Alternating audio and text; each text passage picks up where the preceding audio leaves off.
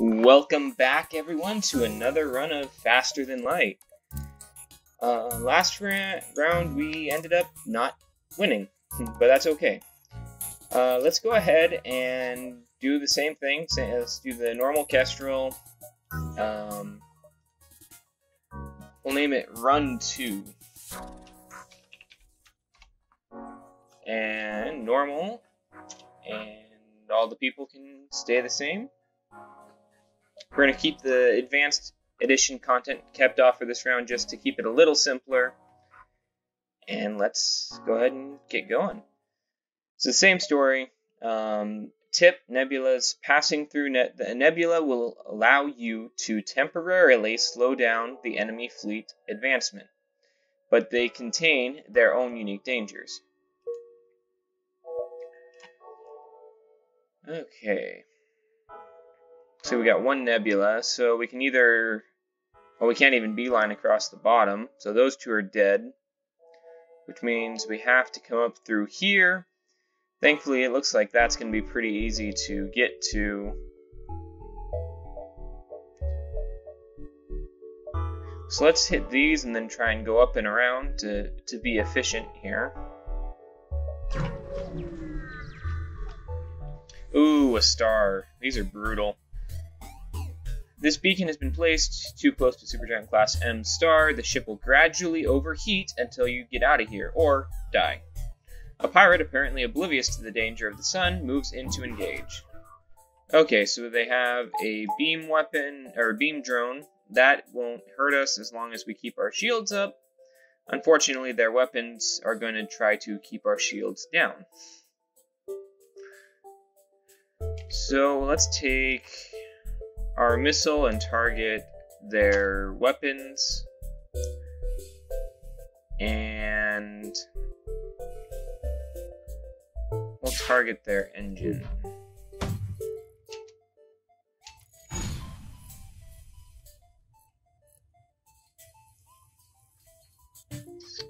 It's a really bad spot for a fire because we can't vent it to space.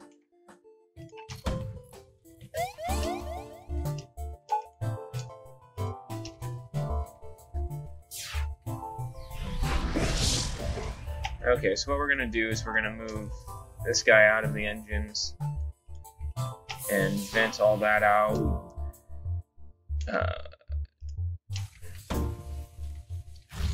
There we go.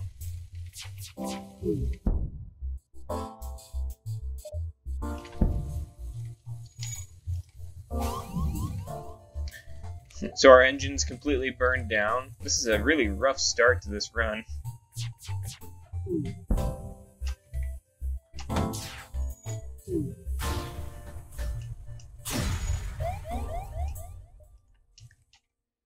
So we're not going to be able to leave until we can repair our engines, but we can't repair our engines until we fix our doors.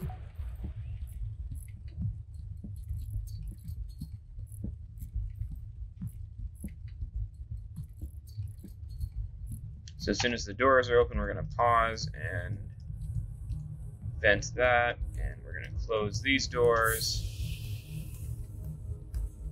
and we can open these to kind of equalize the oxygen. So now we can get these guys both in there to fix our engines.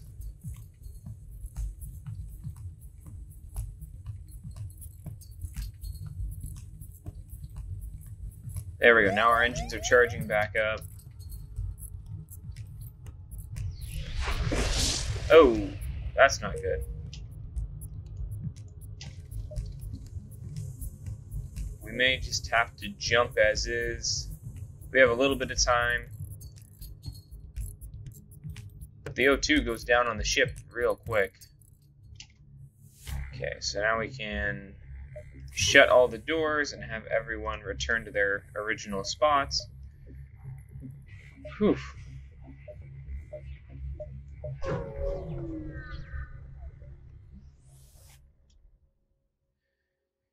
You spot a small rebel ship nearby. It seems to have been refitted for transport rather than supply. It does not seem to want to engage your ship.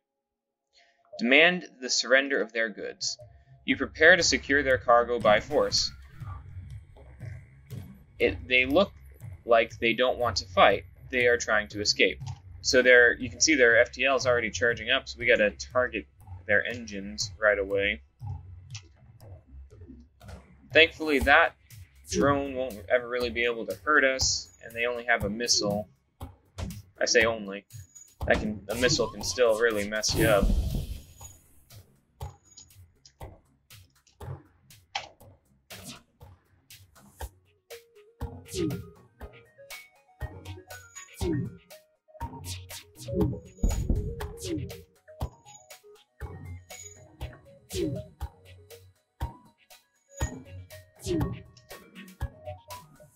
I'm going to take a point out of the med bay and put it into the engines for a little higher evasion chance.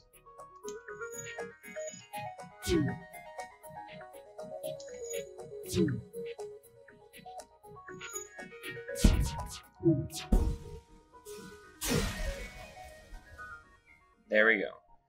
From the bits and pieces you find, you decide that the ship was gathering information. Nothing seems useful. Okay, so we're starting to get that there. I think we'll go ahead and drop 20 scrap on an extra power bar. And since we have some time, let's have these guys go and heal up.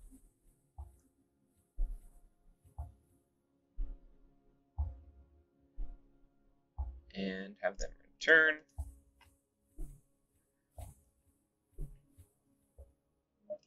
And off we go. I think if we going here would be a mistake. I think they would be there by the time we could leave. So let's go ahead and go there. The nearby planet shows sign of habitation. A great beauty. A rudimentary automated planetary dispense system is looping its message into space. Warning, quarantine level 5 in effect under FHA Act 22, Article 11.2. Warning, quarantine level 5. Okay, so nothing we can do there. So we want to wait to get to this store, so let's try and gather some more scrap here. Okay, this is an interesting one. The captain of this ship claims he can provide, quote, services as long as you've got the scrap. So we could either slow them down, but we don't have enough scrap. We could have them scout out the sector so we know exactly what we're getting into, or fight, or just move on. We can see that he's got 2 big lasers there. I think those are the Hull, Hull lasers. So those are going to do extra damage to us. Since we're right near a store, I think we should go ahead and try and fight them.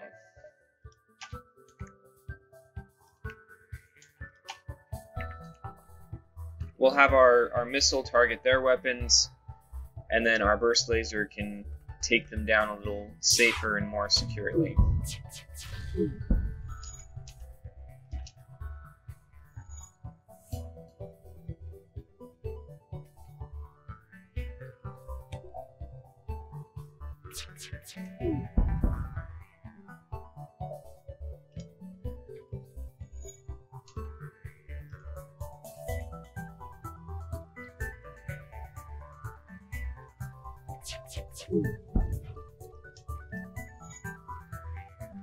Two more rounds and we should have this under lockdown. I think we can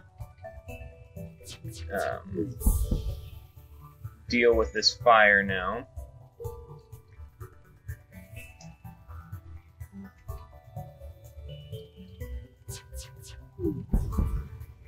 Hopefully that fire gets put out before it damages our engine. There we go.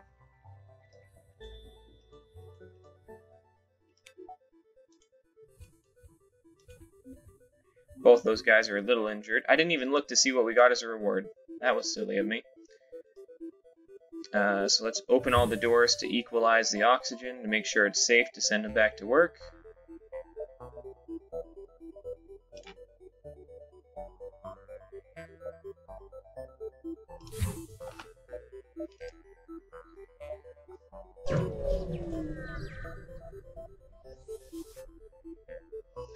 You detect a rebel automated ship nearby. It does not engage and seems to be patrolling around a long-range sensor station. This should be easy enough. Let's go ahead and attack the ship to get to the sensor station. Oh, I didn't see the bomb. We should still be fine, but we might take more damage than I had thought we would. I only saw the laser, and so I thought our one layer of shields would be perfect. Looks like we hit their weapons before they were able to get that bomb off, so that's a good thing. So once this laser fires, they dodged it.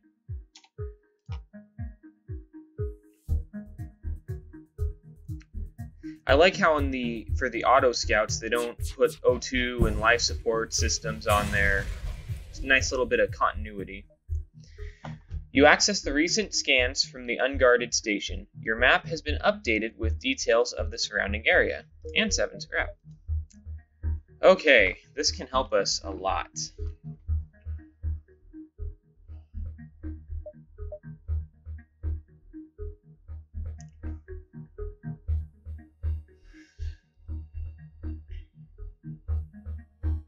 I think we may want to skip this store.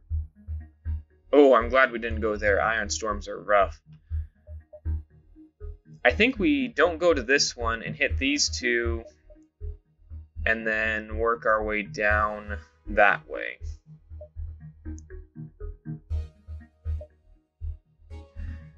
Let's see. 1, 2, 3, 4, 5, 6, 7, 8. Yeah, that's I think we want to just go directly. Because of the war, thousands of colonists have had their supply lines disrupted and have found themselves in dire straits. It seems in this system, the rebels are sympathetic and are distributing what little supplies they can spare.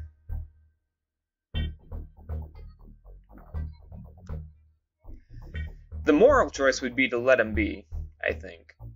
But I think we want to gather as much scrap as we can before we hit that store, so we're going to attack the rebels.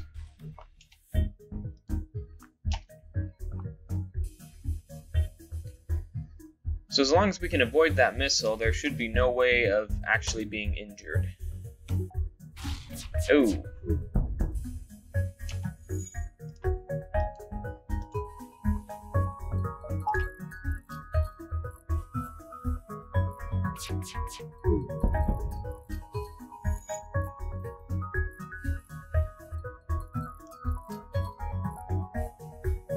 We just got a point of repair. Uh-oh. Oh, good, we dodged. Oh, we hit their drone with one of our lasers. That's convenient.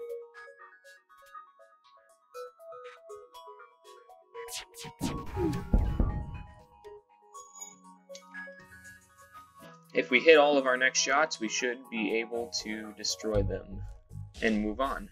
Wow, we missed one. Still not worth using a missile, I think. I think it's still best to just hold on to the missiles until we get in a tighter situation.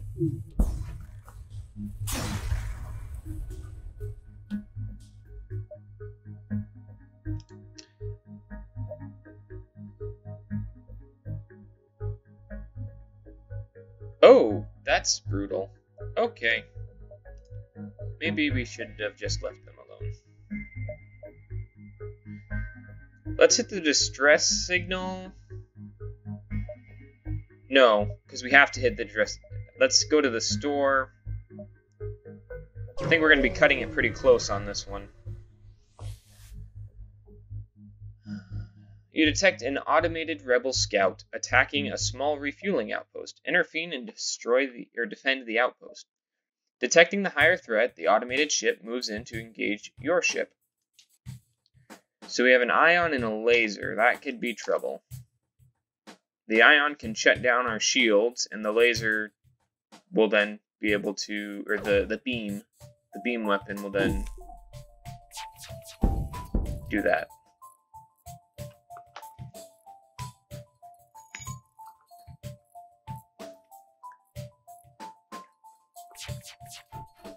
Wow. All 3 shots missed.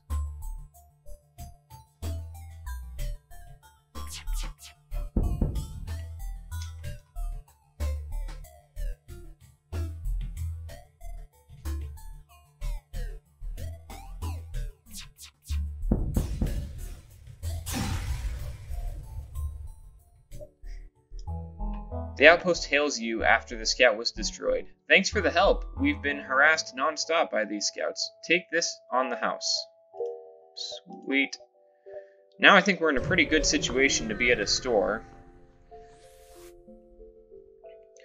The space station here has a traveling merchant who shows you his wares.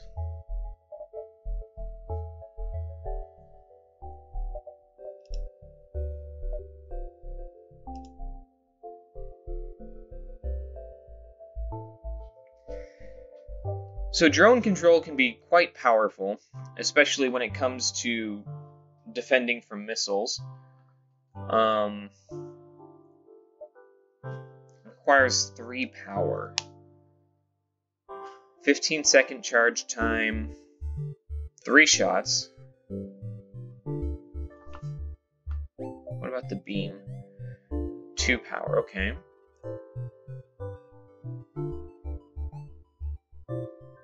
I think I like the beam. I mean, that's going to take like all of our scrap.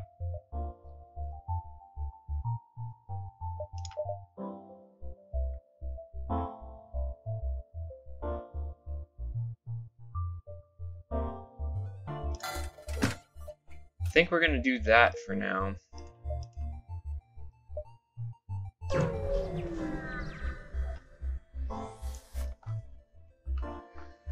The distress beacon is coming from a civilian ship. It is being chased by a pirate. You power your weapons and engage the pirate ship.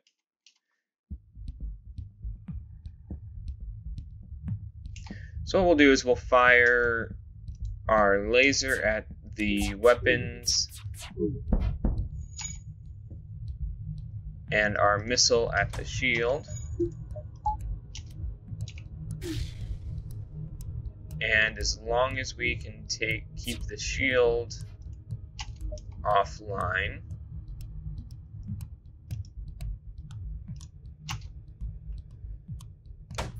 oh, did not mean to do that. I wasted a missile.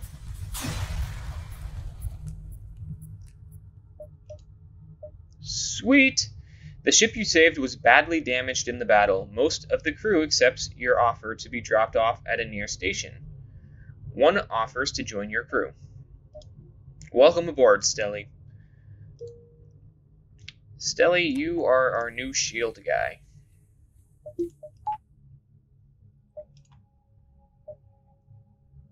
I think we're going to get out of here just in time. You encounter a refugee ship drifting in space. It looks as if it was fleeing from the rebel advance and ran out of fuel. Its distress beacon is active, but you're not sure anyone's on board. Hail them. As you hail the refugees, a slug ship jumps into the system. It was hunting the refugee ship for sport, and now they found you instead. Okay, this should be pretty easy.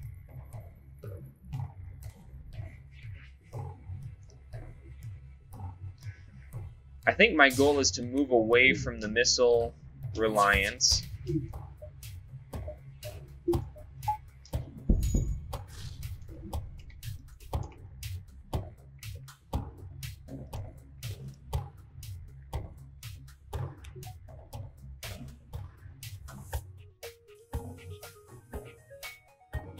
There we go. The beams are really powerful, but obviously they can't do any damage to shield. So with how the beams work, from my understanding, is every point of shield. So say your beam has 2 damage. If you can puncture through 1 layer of shield and do 1 damage per room. Then you have like this whole beam that is a 1 damage beam, but it does double damage to systemless rooms. So that's a way to do more damage, but still be countered by the shields. The slug ship breaks apart, and you salvage what you can. So we got a missile, a drone part, and some scrap. The refugee ship claims the slugs have been hounding them since they left their homeworld. As a gesture of goodwill, and seeing how effectively you dispatch the enemy ship, they offer up what supplies they can spare.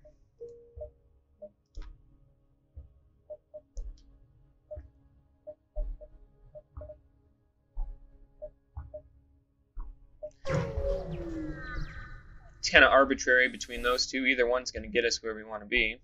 Ooh.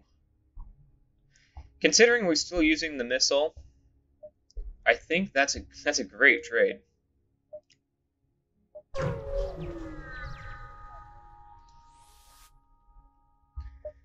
You've arrived at the long-range beacon. When the FTL drive is charged, you can jump to the next sector.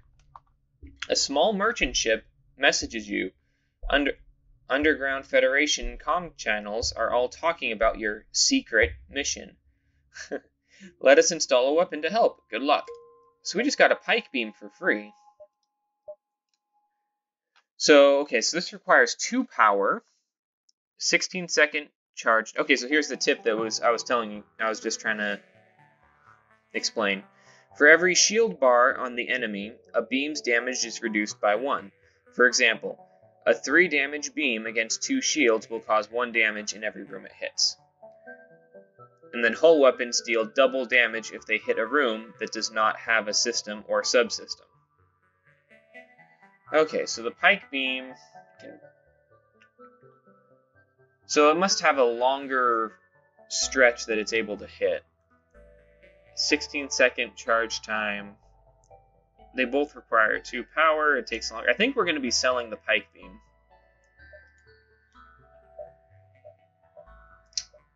Let's go ahead and we do that. Yeah, let's do that. So now we can take a power out of our med bay, and we are now not reliant on missiles. However, the missiles can still come in handy for the time being in order to, if we lose a power bar in the fight, or if we have multiple layers of shield that we need to punch through. But for the most part, we can use our burst laser and our hull beam quite effectively. Or even maybe we can try the pike beam out too. But since we are at the end of this sector, that also will be the end of this first video. Thank you everyone for watching. Have a great day, and remember to keep smiling.